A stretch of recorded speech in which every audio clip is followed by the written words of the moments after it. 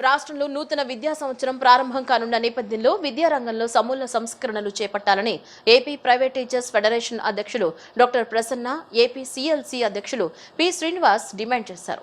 ఉన్నత విద్యకు బడ్జెట్ కేటాయింపులను గణనీయంగా పెంచాలని, వెనుకబడిన వర్గాలు మరియు మైనార్టీల కోసం ప్రత్యేక ఎడ్యుకేషన్ బడ్జెట్ ఫ్రేమ్ వర్క్ తీసుకురావాలని కోరారు.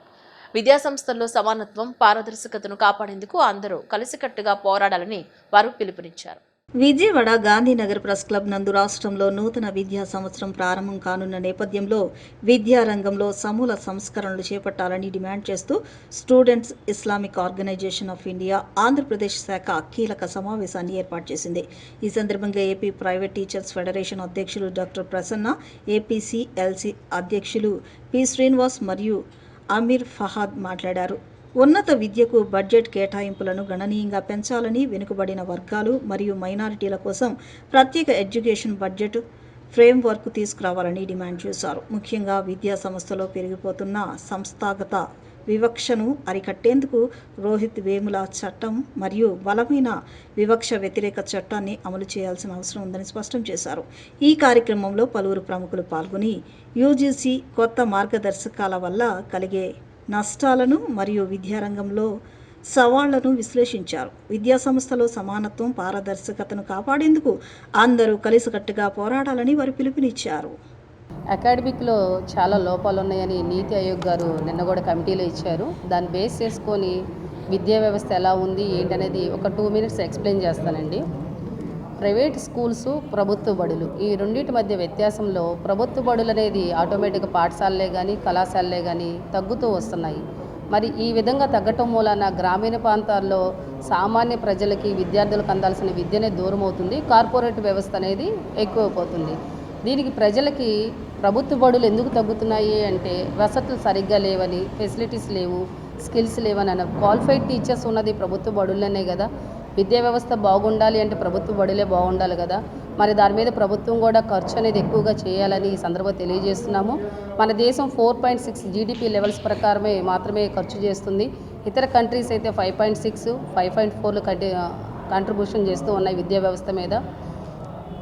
అదేవిధంగా 2019లో ఫ్రీ రెగ్యులరీ మానిటరీ కమిషనర్ అని ఒక జస్టిస్తో వేశారండి. ఆ కమిటీ మూలాన చాలా ఉపయోగాలు ఉన్నాయి. అందులో జీవో నెంబర్ 53, జీవో నెంబర్ 54 కళాశాల, విశ్వవిద్యాలయాలు కానీ యూనివర్సిటీస్కి ఈ 3కి సంబంధించినవి కూడా ఉన్నాయి. ఎక్కడ విద్యా వ్యవస్థలో ఎక్కడ లోపాలు ఉన్నాయి, దాన్ని ఎలా సరిచేసి అందరికీ కామన్ ఎడ్యుకేషన్ అనేది ఎలా ఇవ్వాలనే దానికి ఆ రూల్స్ అనేది అందులో ఉన్నాయి. దాని ఇంప్లిమెంట్ పేపర్కి మాత్రమే వచ్చింది కానీ దాన్ని ఇంప్లిమెంట్ ఎవరు పట్టించుకోవట్లేదు. జీవోస్ వస్తున్నాయి, చట్టాలు వస్తున్నాయి కానీ మరి దాన్ని అభివృద్ధి చెందితేనే కదా దేశం అనేది అభివృద్ధి చెందుతుంది. ఇంకో విధంగా ప్రైవేటు విద్యా సంస్థలు విచ్చలవిడితనంగా ఏర్పడుతున్నాయి. మరి అందులో ఫెసిలిటీస్ ఉన్నాయంటే దాని మీద నియంత్రణ కమిటీ అనేది లేదు. ఎక్కడ ఏ విధమైన ఫెసిలిటీస్, ల్యాబ్స్ లేవు, స్కిల్స్ లేవు, ఏమీ లేకుండా మరి విద్యా వ్యవస్థలు, ప్రైవేటు విద్యా వ్యవస్థలు విచ్చలవిడిగా ఎలా అనుమతులు ఇస్తున్నారు. ఈరోజు మన రాజ్యాంగంలో ఆర్టికల్ 14 నుంచి 21 వరకు కూడా మొత్తం కూడా ఈ ఈక్వాలిటీ, సమానత్వం గురించి చాలా స్పష్టంగా పేర్కొన్నారు. అయితే ఈ సమానత్వం అనేది మన రాజ్యాంగంలో ఉన్న తర్వాత ఈరోజు మళ్ళీ వివక్షత మీద చట్టాలు ఎందుకు అనే ప్రశ్న వస్తూ ఉంది. ఎందువలనంటే 70 సంవత్సరాలైనా కూడా రాజ్యాంగంలో ఉన్న ఈ సమానత్వంలో సమానమైన అవకాశాలు, ఉపాధి అవకాశాలు, లేకపోతే ఉద్యోగ అవకాశాలు అన్నీ సమానంగా ఉండాలి. దాంట్లో ఎక్కడ కూడా వివక్షత ఉండకూడదు అని. అంటే అది కులం ప్రకారం కానీ, మతం ప్రకారం కానీ, వర్ణం కానీ, లేకపోతే వాళ్ళు పుట్టిన ప్రదేశం, ప్రాంతం, ఇలాగా దీంతో తేడాలు చూపించకుండా వివక్ష లేకుండా అందరూ సమానంగా ఉండాలని, ఆ సమానంగా అవకాశాలు ఉన్నప్పుడే మొత్తం కూడా ఈ ధనిక పేదరికం లేకపోతే అంతరాలు ఇవి వ్యత్యాసాలు లేకుండా ఉంటాయని చెప్పేసి ఉద్దేశంతో వాటిని ఏర్పడటం జరిగింది. అయితే ఈరోజు చూస్తే ఇంతకుముందు మనకి మొదట్లో కుల వివక్షత ఉండేది కాబట్టి ఆ కుల వివక్షతకు సంబంధించి అనేక చట్టాలు వచ్చినాయి. దానికి సంబంధించి SC ST ప్రివెన్షన్ యాక్ట్ కానీ, సివిల్ రైట్స్ ప్రొటెక్షన్ యాక్ట్ కానీ, ఇట్లా కొన్ని చట్టాలన్నీ కూడా ఈ కుల వివక్షత మీద వచ్చినాయి. కానీ ఈరోజు ప్రజెంట్ డేస్లో వీటన్నిటిని చూస్తే దీనికి మతం అనే దాని ప్రకారంగా రిలీజన్, హేట్ ముస్లిం అని అలాగే చాలా పట్టించుకొని చాలా సమూహాలు కూడా ఉన్నాయి. అంటే ఇప్పుడు దాకా కూడా వర్కింగ్ ప్లేసెస్లో కానీ దేంట్లో కానీ స్త్రీలపై జరిగిన లైంగిక హింస కానీ, దాడులు కానీ దానికి సంబంధించింది, అట్లాగే వికలాంగులకు సంబంధించి కానీ ఇట్లా కొన్ని చట్టాలు తీసుకొస్తూ డిజబిలిటీ యాక్ట్ అట్లా తీసుకొని వచ్చారు. అయితే కాంప్రహెన్సివ్గా మొత్తం అన్నీ తీసుకొని రావడానికి చేసిన లెజిస్లేషన్ అయితే చట్టాలు అయితే చేయలేదు. కృష్ణా జిల్లా ఉయ్యూరులో కారు బీభత్సం సృష్టించింది. రోడ్డు సైడ్ పార్క్ చేసి ఉన్న బైకులను గుద్దుకుంటూ కారు దూసుకెళ్లింది. అదే క్రమంలో సైకిల్పై వెళుతున్న బాలుడిని కారు ఢీకొట్టింది. ఈ ఘటనలో బాలుడికి తీవ్ర గాయాలయ్యాయి. ఘటనా స్థలానికి చేరుకున్న పోలీసులు బాలుడిని చికిత్స నిమిత్తం ఆసుపత్రికి తరలించారు. కారు డ్రైవర్ను అదుపులోకి తీసుకున్నారు. ఈ మేరకు పోలీసులు కేసు నమోదు చేసి దర్యాప్తు చేస్తున్నారు.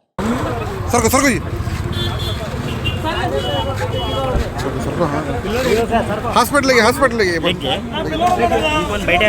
नीचे मार्केट क्या नहीं सो పిల్లోడు అక్కడ ఉన్నాడు గ్రేస్ హాస్పిటల్లో.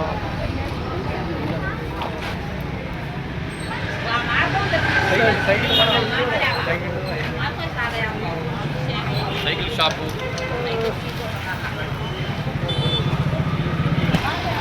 బళ్ళు కూడా కొట్టుకోవచ్చు. పిల్లి మారడం అక్కడ కొట్టుకోరు. ఇక్కడ ఒకటి పడింది మళ్ళీ.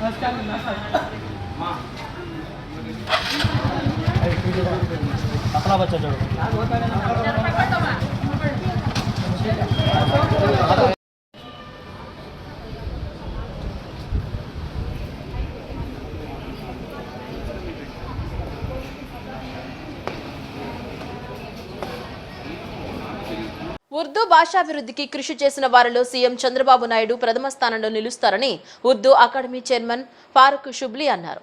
ఉర్దూ భాషకు ప్రాచుర్యం కల్పించే ఉద్దేశంతో రాష్ట్ర వ్యాప్తంగా ఉర్దూ అకాడమీ తరపున కంప్యూటర్ సెంటర్లను నెలకొల్పేందుకు 3 కోట్ల రూపాయలు మంజూరు చేశారని ఆయన వివరించారు. కులమతాలకు అతీతంగా అందరూ నేర్చుకోవాల్సిన అద్భుతమైన భాష ఉర్దూ అని ఆయన పేర్కొన్నారు. కొండపల్లి హజరత్ సయ్యద్ షాబుకారి ఆస్థానంలో ఆవో ఉర్దూ సికో పేరిట ముస్లిం విద్యార్థులకు ఉర్దూ వేసవి శిక్షణ కార్యక్రమాన్ని ఏర్పాటు చేశారు. ఈ శిబిరం ప్రారంభోత్సవాన్ని పురస్కరించుకుని విద్యార్థులకు ఉర్దూ భాష అభ్యసించేందుకు అవసరమైన పుస్తకాన్ని పంపిణీ చేశారు. ఈ కార్యక్రమంలో ఉర్దూ అకాడమీ చైర్మన్ ఫరూక్ షుబ్లీ పాల్గొని పుస్తకాలను విద్యార్థులకు అందజేశారు. అనంతరం ఆయన మాట్లాడుతూ కులమతాలకు అతీతంగా ఉర్దూ భాషను అందరూ అభ్యసించవలసిన అవసరం ఉందన్నారు. ఎంతో అద్భుతమైన ఉర్దూ భాషను అభ్యసించడం వల్ల ఎంతో విలువైన సాహిత్యాన్ని తెలుసుకునే అవకాశం కలుగుతుందన్నారు.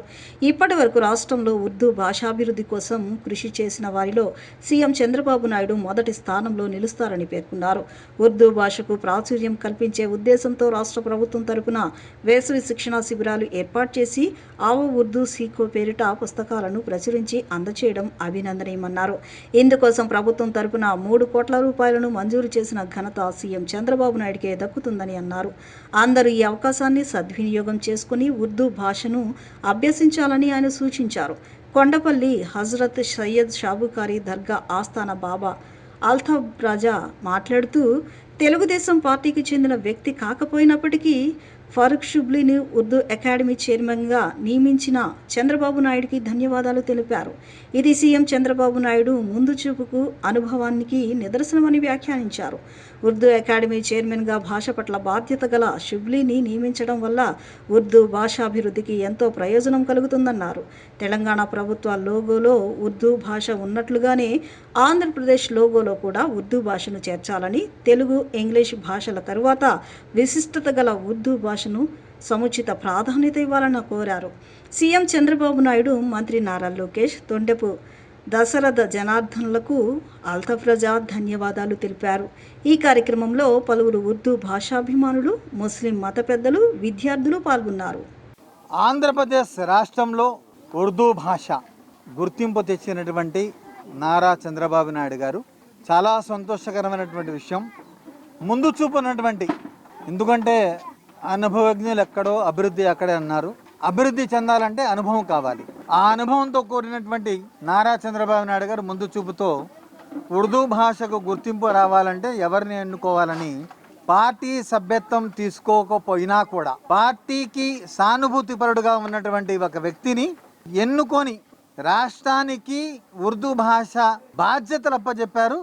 దీనికి వారికి పూర్తిగా ధన్యవాదాలు అహ్లే సున్నత్ వల్ జమాత్ తరఫున తెలియజేస్తున్నాం. అదేవిధంగా తెలంగాణ రాష్ట్రంలో ఏ విధంగా అయితే లోగోలో ఉర్దూ భాష ఉంటుందో, అదేవిధంగా ఆంధ్రప్రదేశ్ రాష్ట్రంలో ఏదైతే లోగో ఉందో, ఏదైతే గవర్నమెంట్ లోగో ఉంటుందో ఆ లోగోలో ఇంగ్లీష్ ఉర్దూతో పాటు ఉర్దూ భాష కూడా పెడతారని ఆశిస్తున్నాం.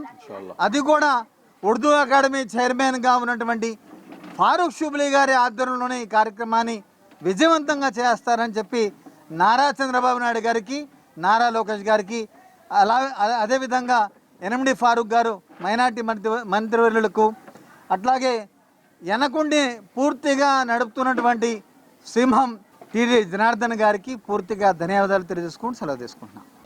మొహసినే ఉర్దూ గౌరవ ముఖ్యమంత్రి వర్యులు మాన్యశ్రీ శ్రీ నారా చంద్రబాబు నాయుడు గారి యొక్క అమల పొది నుండి, అదేవిధంగా మా గౌరవ మైనార్టీ మరియు న్యాయశాఖ మంత్రివర్యులు శ్రీ ఎన్ఎండి ఫారూక్ గారి యొక్క సూచనల మేరకు, అదేవిధంగా మన పెద్దలు శ్రీ అహ్మద్ షరీఫ్ గారి యొక్క సలహాల మేరకు ఈ రోజున ఈ కార్యక్రమానికి జయప్రదంగా రాష్ట్ర వ్యాప్తంగా కూడాను అందరికన్నా ముందు ఒక లిటరరీ కమిటీ, ఇన్ని 50 సంవత్సరాల చరిత్రలో ఎవరు కూడాను ఉర్దూ భాష కోసము ఒక లిటరరీ కమిటీ అనేది ఎస్టాబ్లిష్ చేసింది లేదు.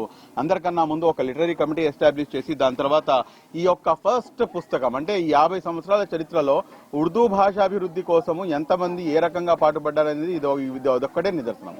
ఈ రోజున ఈ పుస్తకానికి ఆ ఉర్దూ సీఖీ అన్న పుస్తకం తీసుకొచ్చి దాదాపు 25,000 కాపీలు మొత్తం రాష్ట్ర వ్యాప్తంగా డిస్ట్రిబ్యూట్ చేస్తూ, రాష్ట్రంలో మరీ ముఖ్యంగా ఏంటంటే ఒక సమ్మర్ క్యాంప్, అంటే ఇది కేవలం ఒక భాష అనేది ఒక వర్గానికో లేకపోతే ఒక మతానికి చెందినది ఏమాత్రం కూడాను కాదు, ఇది అన్నిటికీ కూడాను అందరికి కూడాను చెందుతుంది అని చెప్పేసి సమ్మర్ క్యాంప్ లో irrespective of caste, creed and religion ప్రతి ఒక్కరిని కూడాను ఉర్దూ భాష నేర్చుకోవచ్చు అని చెప్పేసి అనేక చోట్ల దాదాపు 200 పైగా సెంటర్లలో ఈ రోజున ఉర్దూ అకాడమీ ఆఫ్ ఆంధ్రప్రదేశ్ తరపు నుంచి ఈ సమ్మర్ క్యాంప్ అనేది నిర్వహించడం జరుగుతుంది. బులెటిన్ ముగించే ముందు హెడ్లైన్స్ మరోసారి.